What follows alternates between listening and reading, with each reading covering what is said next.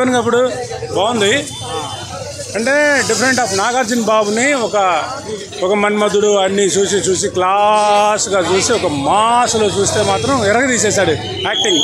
ఈ సినిమా కేవలం నాగార్జున బాబు గురించే చూడాలా. ఇక రజనీకాంత్ వీళ్ళన్నీ మామూలు ఇక స్టైలేగా ఇక మేము బాబా ఇక ఆయన స్టైల్ అయింది. బట్ నాగార్జున బాబు మాత్రం చాలా బాగా చేశాడు, చాలా బాగా చేశాడు. ఓవరాల్గా ఎలా అనిపించింది అంటే ఎవరికి యాక్టింగ్ బాగా ఓవరాల్గా సినిమా అంతా ఓవర్ యాక్షన్స్ ఎక్కువైపోయింది. అంత గొప్పగా ఏం లేదు సినిమా, అడ్మాన్ నార్మల్గా ఉంది.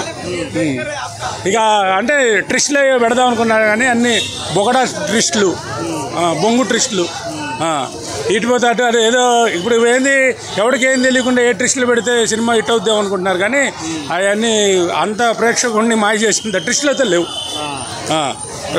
ఓవరాల్గా సినిమా ఫ్లాప్ కాదు కానీ ఓహో కానీ కాదు కానీ మీడియంలో ఉంది నా పాయింట్ ఆఫ్ వ్యూలో. అంటే టైటిల్కి తగ్గట్టు ఏమైనా మెసేజ్ ఇచ్చారా? ఏం టైటిల్ తగ్గ మళ్ళీ ఇచ్చాడు.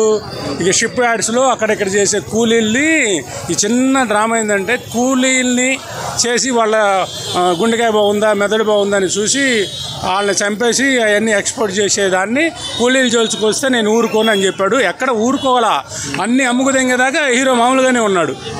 లాస్ట్లో ఈ డైలాగ్ చెప్పేసాడు, నేను కూలీలు జోలికొస్తూ ఊరుకోను. ఎవడికి కాలేదు, ఇక్కడ ఎవడ కాపాడినట్టేం లేదు. ఆ సినిమా మొత్తం అక్కడే రోల్ అవుతుంది, అక్కడే టర్న్ అవుతుంది.